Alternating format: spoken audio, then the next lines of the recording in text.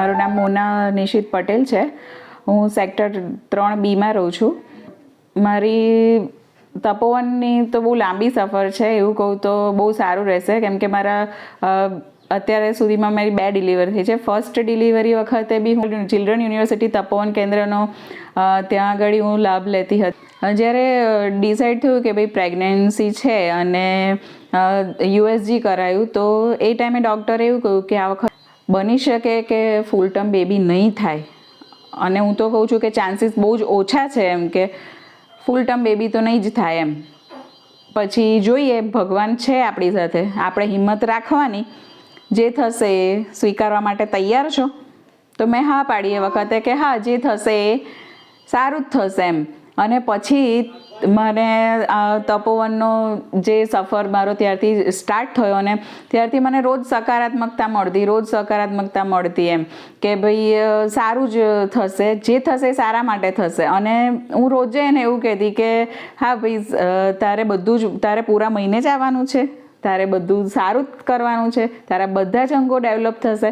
અને એ વસ્તુ પૂરી થઈ, અને એને ઓલમોસ્ટ એ પૂરા મહિને જ આવી. 9મો બેઠો એ દિવસે એને પ્રસૂતિ મારી થઈ, અને એ દિવસે એને લેવી પડી, બટ એને કોઈ કોમ્પ્લિકેશન્સ નથી અત્યારે, અને બહુ જ હેલ્ધી છે. એનું રીઝન એ જ છે કે જે મને પોઝિટિવિટી મળતી ત્યાંથી, કે એટલી બધી પોઝિટિવિટી મળતી ને કે ક્યાંક કોઈક નકારાત્મક વિચારો આવતા ને, એને ઉપર બી સકારાત્મકતા હાવી કરી જતી. એના કારણે જ આ બેબી મારું આટલું હેલ્ધી છે.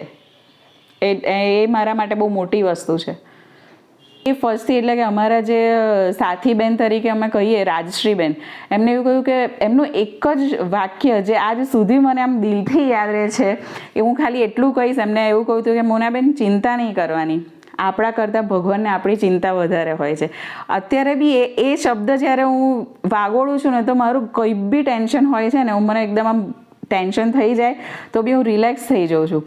એક વખત મને એમને કહ્યું હતું કે તમારે શું બોલવાનું, ત્યારે મને એવું જ બોલતા શીખવાડેલું કે આ વખતે બેટા તું પૂરા મહિને આવીશ, તારા બધા જ અંગો પૂરેપૂરા વિકસિત થશે, તને કોઈ જ તકલીફ નહીં પડે, હું તને પૂરેપૂરો સાથ આપીશ, તારે પણ મને પૂરો સાથ આપવાનો.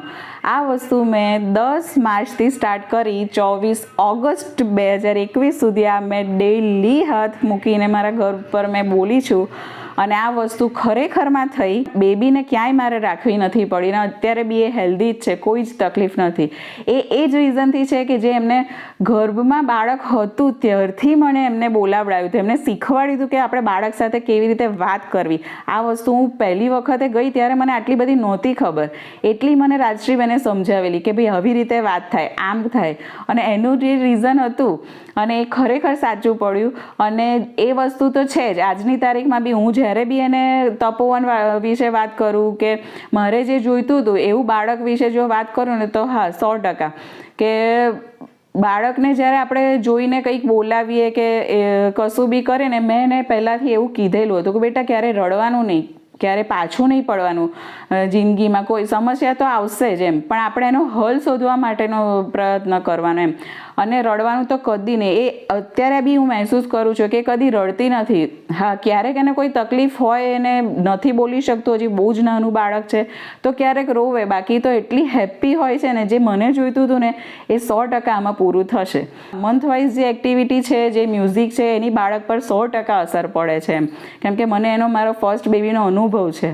જ્યારે મારો સફરનો લાસ્ટ ડે, એટલે કે 24 ઓગસ્ટે મારું તપોવન કેન્દ્રનું તો બધું પતી ગયું, પણ 25મી ઓગસ્ટે જ્યારે at the time of delivery, કે જ્યારે મને ઓપરેશન થિયેટરમાં લઈ ગયેલા, ત્યારે મેં ભગવાનનું નામ લીધું પ્રથમ, અને મેં આખું તપોવન ગીત અને પ્રાર્થના જે રાજશ્રીબેન અમને યાકુંદેન્દુવાળી અમને કરાવતા, એ એકદમ ટિપિકલ ક્લાસિકલમાં હતી. એ મને એટલી બધી ગમતી ને, તો મેં એનાથી સ્ટાર્ટ કર્યું. એ આખું પત્યું બંને વસ્તુ, અને ત્યારે મારા હાથમાં મારું બેબી આવી ગયેલું. એ જે સમય હતો, એ અત્યારે બી મને કહેતા રૂવાડા ઊભા થઈ જાય છે કે એટલું સરસ હતું એ વસ્તુ, કે ખરેખર એમ કે આપણને કોઈ બીજા વિચાર જ ના આવે.